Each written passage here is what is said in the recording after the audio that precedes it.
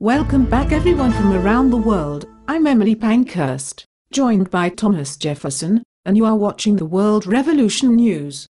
Today is July the 29th, 2011. This episode is about General Electric and bringing bad things to light. General Electric has announced it's moving its 115-year-old X-ray headquarters from Waukesha, Wisconsin, to Beijing this past Monday.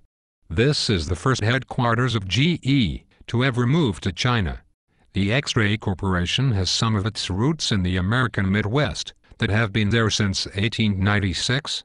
GE did say it will not eliminate any jobs for Americans, but top executives will be moving to Beijing with the headquarters. Rachel Duan, President and Chief Executive of GE Healthcare China, went on to say, "This is the first time a global product company that is moving a headquarters to China." End quote. GE is building what it calls a Customer Innovation Center in central China, one of 6 such centers in China that GE announced in Beijing late last year. The facility will be GE's lead research and development center for X-ray technology in China, and has hired 65 engineers to work. It's one thing to remember that they chose China, who had 14 suicides at one factory alone, named Foxconn, just last year. Foxconn is a major manufacturer, catering to famous name brands including Dell, Sony, Motorola, Apple, HP, Nokia, and Nintendo. But it's another thing altogether to create jobs in another country when you're supposed to be a special advisor to President Obama in job creation for the United States. Yes, that is correct.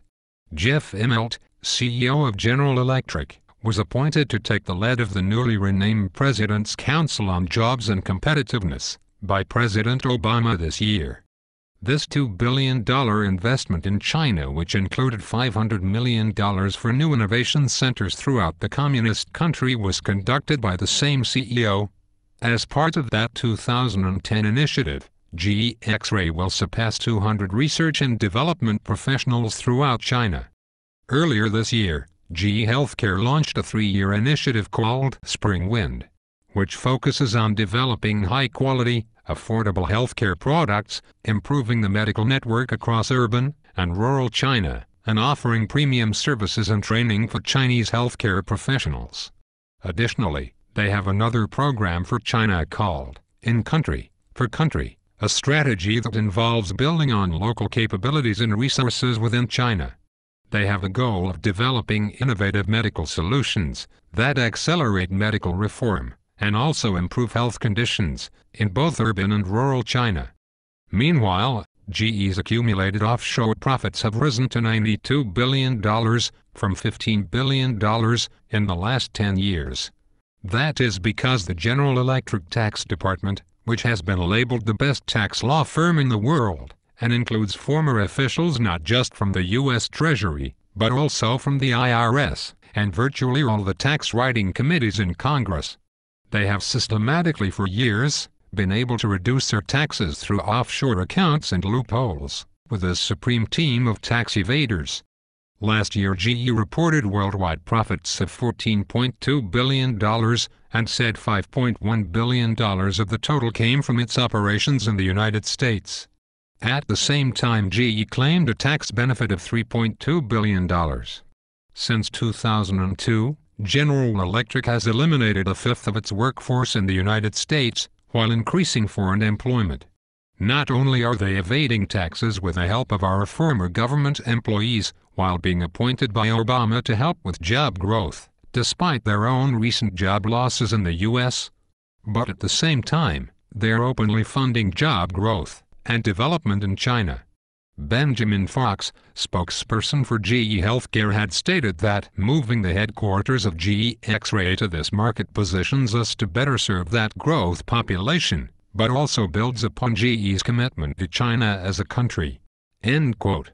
One has to wonder about GE commitment to the U.S. has gone astray. GE is not alone. Thousands of American companies have moved their manufacturing to China, taking their jobs with them.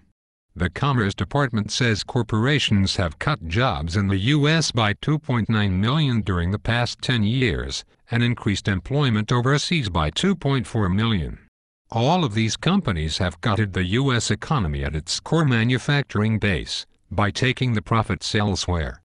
In March of 2011, Michael Spence, a Nobel Prize-winning economist, assisted by Sonali Latchweo, a researcher at New York University, researched a detailed and empirical look at jobs offshoring, and concluded that it has ruined the income and employment prospects for most Americans. Dr. Herman Daly, a former World Bank economist and professor at the University of Maryland, and Dr. Charles McMillan, a Washington, D.C. economic consultant, and Dr. Ralph Gomery, a distinguished mathematician and the world's best trade theorist at NYU, have backed the same sort of notion as well. One that states that it is impossible for an economy that is to be moved offshore, and for the country with the offshored economy removed, to somehow remain prosperous in the aftermath. A decade ago, the United States economy was 3 times the size of the Communist People's Republic of China. With the help of companies like General Electric, the Chinese economy will expand from $11.2 trillion this year to $19 trillion in 2016. Meanwhile, the size of the U.S. economy will rise from $15.2 trillion to $18.8 trillion. That would plunge America's share of the world output down to the lowest point in modern times. There are 2 systems in collision, says Ralph Gomery, the same research professor at NYU. He added, they have a state-guided form of capitalism, and we have a much freer form of capitalism. What we have seen, he said, is a massive shift in capability from the U.S. to China. What we have done is traded jobs for profit. The jobs have moved to China. The capability erodes in the U.S. and grows in China. That's very destructive. That is a big reason why the U.S. is becoming more and more polarized between a small, very rich class and an eroding middle class. The people who get the profits are very different from the people who lost the wages." End quote.